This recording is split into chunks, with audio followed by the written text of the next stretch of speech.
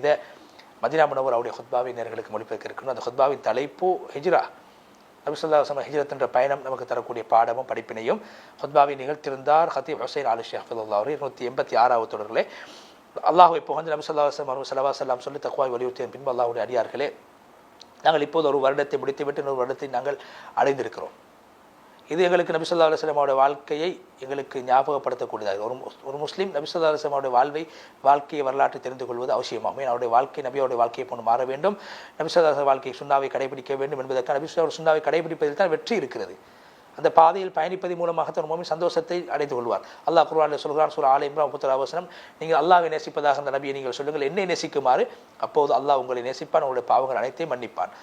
அதே போன்று நபி ஸல்லல்லாஹு அலைஹி வஸல்லம் அவருடைய வாழ்க்கையில் காணப்பட்ட முக்கியமான நிகழ்வுகளில் ஒன்றுதான் ஹிஜ்ரத் என்று சொல்லக்கூடிய நிகழ்வு. ஹிஜ்ரத்தின் போது அவர்கள் சந்தித்த சவால்களும் பிரச்சனைகளும் சோதனைகளும். ஒரு முஸ்லீம் அதை தன்னுடைய வாழ்வுக்கு ஒரு ஒளியாக எடுத்துக்கொள்ள வேண்டும், முன்மாதிரியாக எடுத்துக்கொள்ள வேண்டும். அல்லாஹ் குர்ஆனில் சொல்றார், இந்த குர்ஆனை உங்களுக்கு நாங்கள் இறக்கியிருக்கிறோம், மக்களுக்கு நீங்கள் தெளிவுபடுத்த வேண்டும், அவர்களுக்கு தெளிவில்லாத விடயங்கள் அவர்கள் சிந்திக்க வேண்டும் என்பதற்காக. சூரா அன்-நஹ்ல் 44வது வசனம். எனவே இந்த உம்மத் வெற்றியை அடைய முடியாது, பிரச்சனைகளுக்கான தீர்வை பெற முடியாது, நபி அவருடைய வஹியை அல்லாஹ்வுடைய கலாமையும் சுன்னத்தையும் சரியாக விளங்காமல் புரிந்து கொள்ளாமல் எந்த ஒரு விடயத்துக்கும் தீர்வை காண முடியாது. ஹிஜ்ரத்துடைய நிகழ்வு மிகப்பெரிய படிப்பினைகளை உள்ளடக்கிறது, நலவுகளை உள்ளடக்கியதாக இருக்கிறது, கெடுதிகளை விட்டு பாதுகாக்கக்கூடியதாக ஹிஜ்ரத்துடைய நிகழ்வுகள் அமைந்திருக்கிறது. உலகம் மறுமை தீனுடைய விடயங்களுக்கு அது உதாரணமாக இருக்கிறது. முழு ஹிஜ்ரத்துடைய நிகழ்வுகளை இந்த இடத்திலே சொல்ல முடியாது, ஒரு சில விடயங்களை மாத்திரம் சொல்லிக்கொள்ள விரும்புகிறோம். அதில் முதலாவது நபி ஸல்லல்லாஹு அலைஹி வஸல்லம் வரலாறு. அதுக்கென்ற ஒரு நோக்கம் இருக்கிறது. அதனுடைய நோக்கம் அல்லாஹ் ஒருவர் என்பதை உலகத்தை நிரூபிப்பதாகும். ரசூலுல்லாஹி ஸல்லல்லாஹு அலைஹி வஸல்லம் அவர்கள் வஹியுடைய சந்தர்ப்பத்தில், அவர்களுக்கு வஹி ஏற்பட்ட சந்தர்ப்பத்தில் எல்லாம், அதேபோல் நபி அவர்கள் வாழ்ந்த அந்த காலத்தில் எல்லாம் நடைபெற்ற முக்கியமான நிகழ்வுகளில் ஒன்றுதான் ஹிஜ்ரத் என்பது. ஹிஜ்ரத் என்பது அல்லாஹ் ஒருவன் என்பதை உலகத்துக்கு காட்டக்கூடிய ஒன்றாக, ஷிர்க்குக்கு எதிரான போராட்டத்தை வெளிப்படுத்தக்கூடிய ஒன்றாக, அதே போன்று நபி அவங்க ஹிஜ்ரத்துடைய பயணத்தின் போது அல்லாஹ் ஒருவன் என்பதை நிரூபித்துத்தான் போனார்கள். விரோதிகள் நபி ஸல்லல்லாஹு அலைஹி வஸல்லம் அவர்களை தேடிக்கொண்டிருந்தார்கள். அந்த நேரத்தில் எல்லாம் ஸல்லல்லாஹு அலைஹி வஸல்லம் அல்லாஹ் ஒருவன் என்பதை நிரூபிப்பதற்காக வேண்டி மக்காவை விட்டும் சென்றார்கள். மதீனாவுக்கு சென்றதற்கு பின்னால் உதவியாளர்களாக அன்சாரிகள் இருந்தார்கள். அப்போது மக்காவுடைய வெற்றிக்கு பின்னால், மக்காவுடைய வெற்றி கிடைக்கின்ற வரைக்கும் ஸல்லல்லாஹு அலைஹி வஸல்லம் அவர்கள் அந்த ஏகத்துவ பணியிலே ஈடுபட்டு கொண்டிருந்தார். எனவே ஒரு முஃமினுடைய நோக்கம் ஏகத்துவமாக இருக்க வேண்டும் எல்லா காலத்திலும். அல்லாஹ் குர்ஆனில் சொல்கிறான், சூரா அன்-அன்ஆம் 162 63 வசனம், நபியே நீங்கள் சொல்லுங்கள், என்னுடைய தொழுகை, என்னுடைய வணக்கம், என்னுடைய வாழ்வு, என்னுடைய மரணம் எல்லாம் அல்லாஹ்வுக்குரியதாகும், அது இணையாக யாரும் கிடையாது, அதை கொண்டு நான் ஏவப்பட்டிருக்கிறேன், நான் முஸ்லீம்களில் ஆரம்பமானவனாக இருக்கிறேன். அல்லாஹ்வுடைய அடியார்களே, அல்லாஹ்வை கண்ணியப்படுத்துவதை கொண்டு நீங்கள் ஒருவன் என்று சொல்லுங்கள். அல்லாஹ் ஒருவன் என்பதற்கு மாறான விடயங்களை விட்டும் தூரமாக இருங்கள்.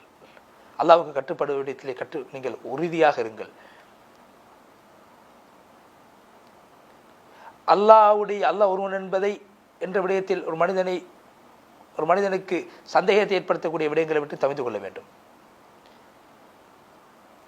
அல்லாஹ்வோடு இருக்கக்கூடிய தொடர்பை பலப்படுத்திக் கொள்ளுங்கள், பற்றிப்பிடித்துக் கொள்ளுங்கள். அல்லாஹ் குர்ஆனில் சொல்கிறான், யார் அல்லாஹ்வை கொண்டு இணை வைப்பார்களோ அல்லாஹ் அவர்களுக்கு சொர்க்கத்தை ஹராமாக்கிவிடும், அவர் ஒதுக்கப்பட நரகமாகும், அநியாயக்காரர்கள் உதவி செய்யக்கூட யாரும் இல்லை. சூரா அல்-மாயிதா 172 வசனம். நபி ஸல்லல்லாஹு அலைஹி வஸல்லம் யார் உலகத்தில் அல்லாஹ் அல்லாத வெற்றின் பக்கம் அழைக்கக்கூடியவராக மரணிப்பாரோ அவர் நரகம் சென்று விடுவார். புகாரி முஸ்லிமில் இந்த ஹதீஸ் பதிவு செய்யப்பட்டிருக்கிறது.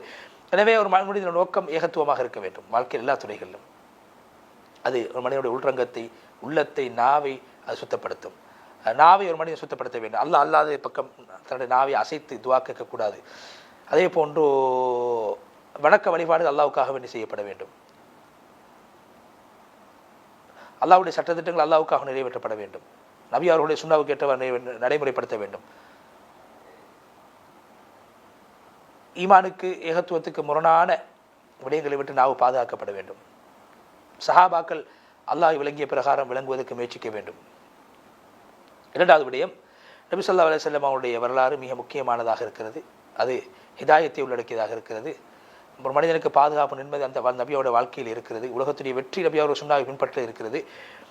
அல்லாஹு தஆலாவுடைய தூதர் ஸல்லல்லாஹு அலைஹி வஸல்லம் அவர்களுக்கு மாற்றம் செய்வதிலே தோல்வி இருக்கிறது. அல்லாஹ் குர்ஆனில் சொல்ற, நபி அவர்களுக்கு நீங்கள் கட்டுப்பட்டால் உங்களுக்கு நேர்வழி கிடைக்கும், ரசூல் ஸல்லல்லாஹு அலைஹி வஸல்லம் அவர்கள் மீது எத்தி வைப்பது தான் கடமையாகும். சூரா அன்-நூர் 54. அதே போன்று இன்று எங்களுடைய சமூகம் காணக்கூடிய விடயங்கள், மார்க்க விடயத்தில் சந்தேகம், ஃபித்னாக்களிலே மாற்றிக்கொண்டிருக்கிறார்கள், பிரிவிந்து வாழ்கிறார்கள், மார்க்கத்திலே சில தீவிரத்தோடு வாழ்கிறார்கள், அதே போன்று கட்சியாக பிரிந்து, கூட்டமாக பிரிந்து, இயக்கங்களாக பிரிந்து வாழ்கிறார்கள்.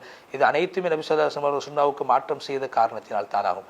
அதே போன்று தாபியங்கள் சஹாபாக்கள் வாழ்ந்த வழிமுறைக்கு மாற்றமாக வாழ்ந்த காரணத்தினால் இன்று ஃபித்னாக்கள் உருவாகி கொண்டிருக்கிறது. மனோ இச்சையை பின்பற்றக்கூடிய காரணத்தினால், மோசமான வழிமுறைகளை பின்பற்றக்கூடிய காரணத்தினால் மக்கள் நேர்வழியை விட்டும் தவறிவிட்டார்கள். அல்லாஹ் குர்ஆனில் சொல்கிறான், யார் அல்லாஹ்வுடைய கட்டளைக்கு நபி ஸல்லல்லாஹு அலைஹி வஸல்லம் அவருடைய கட்டளைக்கு மாற்றம் செய்வார்களோ அவர்களுக்கு உலகத்தில் ஒரு சோதனை ஏற்படும் என்பதை அவர்கள் பயந்து கொள்ளட்டும், அல்லது தண்டனை ஏற்படும் என்பதை பயந்து கொள்ள. சூரா அன்-நூர் 63. ஈமான் கொண்ட முஸ்லீம்களே, உலமாக்களே, நபியோட சுன்னாவை பற்றி பிடித்துக்கொள்ள உங்களுக்கு வெற்றி கிடைக்கும். அதே போன்று ஒற்றுமையாக இருங்கள், சுன்னத்தின் பக்கம் நடந்து போகுங்கள், செல்லுங்கள், சுன்னத்துக்காக குரல் கொடுக்கக்கூடியவர்களாக இருங்கள். அல்லாஹ் குர்ஆனில் சொல்கிறார், நபி அவர்களுக்கு முன்னால் அல்லாஹ் ரசூலுக்கு முன்னால் வேறு எந்த ஒன்றையும் நீங்கள் முற்படுத்தக்கூடாது. சூரா அல்-ஹுஜராத் 9. நபி ஸல்லல்லாஹு அலைஹி வஸல்லம் சொன்னார்கள், உங்களுக்கு தக்வாவை கொண்டு வலியுறுத்துகிறேன், கேட்டு வழிபடுவதை கொண்டு வலியுறுத்துகிறேன். உங்களுக்கு ஒரு அடிமை தலைவராக மாறினாலும் அவருக்கு நீங்கள் கட்டுப்பட வேண்டும். இதுக்கு பின்னால் வாழக்கூடியவர்கள், உங்களுக்கு பின்னால் வாழக்கூடியவர்கள் உலகத்திலே கருத்து வேற்றுமையான விடயங்களை காண்பார்கள். அந்த நேரத்தில் என்னுடைய சுன்னாவையும் குலஃபாக்களுடைய சுன்னாவையும் நீங்கள் பற்றி பிடித்துக் கொள்ளுங்கள். அவைகளுடைய கடைவாய் பற்களின் உறுதியாக பற்றி பிடித்துக் கொள்ளுங்கள். நூதனமான விடயங்களை விட்டு உங்களை எச்சரிக்கிறேன். நூதனமான விடயங்கள் அனைத்தும் பித்அத்தாகும், பித்அத்தான விடயங்கள் அனைத்தும் வழிகேடாகும் என்று சொல்லி ஹுத்பாவுடைய முதல் பகுதியை விட்டு விடைபெற்று சென்று இரண்டாவது பகுதியிலே மிக சுருக்கமாக அல்லாஹ் புகழ்ந்து நபி ஸல்லல்லாஹு அலைஹி வஸல்லம் சொல்லி, அல்லாஹ்வுடைய அடியார்களே, ஹிஜ்ரத் தரக்கூடிய பாடங்கள் ஒன்றுதான், யார் அல்லாஹ் பயப்படுவார்கள், அல்லாஹ் கட்டுப்படுவார்களோ அல்லாஹ் அவர்களுக்கு உதவியாக இருப்பான், உதவி செய்வான். அல்லாஹ் குர்ஆனில் சொன்ன, நீங்கள் நபி அவர்களுக்கு உதவி செய்யாத போதும் அல்லாஹ் அவர்களுக்கு உதவி செய்தார். காஃபிர்கள் அவர்களை இருவரையும் மக்காவிலிருந்து வெளியேற்றிய போது இருவரும் அந்த குகையில் இருந்தார்கள். அப்போது நபி அவர்கள் தன்னுடைய தோழரை பார்த்து, நீங்கள் பயப்பட வேண்டாம், அல்லாஹ் எங்களோடு இருக்கிறான் என்று சொன்னார்கள். அல்லாஹ் அவர்களுக்கு சக்கீனா என்ற அமைதியையும், அல்லாஹ் அவர்களுக்கு நீங்கள் சிந்திக்க முடியாத படைகளை கொண்டு அல்லாஹ் அவர்களுக்கு உதவி செய்தான். அதே போன்று காஃபிர்களுடைய வார்த்தைகளை அல்லாஹ் கீழே ஆக்கிவிட்டான், முஃமின்களுடைய வார்த்தைகளை அல்லாஹ் உயர்த்தி விட்டான். அல்லாஹ் கண்ணியமானவனாக உறுதியானவனாக இருக்கார். சூரா தௌபா 40. அல்லாஹ்வுடைய அடியார்களே, இன்று சில வரலாற்று நூட்கள் நபி ஸல்லல்லாஹு ஹிஜ்ரத்தை பற்றி பேசுகின்ற போது பொய்யான, போலியான, இஸ்லாத்தில் கூறப்படாத ஆதாரமற்ற செய்திகளை சொல்கிறார். அவ்வாறான விடயங்களை நாங்கள் சொல்லக்கூடாது. ஏற்றுக்கொள்ளப்பட்ட முன்னிலையில் வைக்கக்கூடிய ஹதீஸ் கிதாபுகளில் வரக்கூடிய விடயங்களை மக்களுக்கு நாங்கள் சொல்ல வேண்டும். மக்களுக்கு அந்த விடயங்களை பரப்புவதற்கும் நம்முடைய உண்மையை புரிந்துதான் நபி ஸல்லல்லாஹு அலைஹி வஸல்லம் வாழ்க்கை சம்பந்தப்பட்ட விடயங்களை மக்களுக்கு சொல்ல வேண்டும், குறிப்பாக இந்த காலத்தில் என்பதை ஞாபகப்படுத்தி நபி ஸல்லல்லாஹு அலைஹி வஸல்லம் ஸலவாத்து ஸலாம் சொல்லுங்கள் வலியுறுத்தி துஆ செய்து ஹதீப் ஹுசைன் ஆலுஷி ஹஃபிதுல்லாஹ் முழுமையாக புனித மஸ்ஜித் நபவி உடைய ஹுத்பாவை பற்றி விடைபெற்று சென்றார்.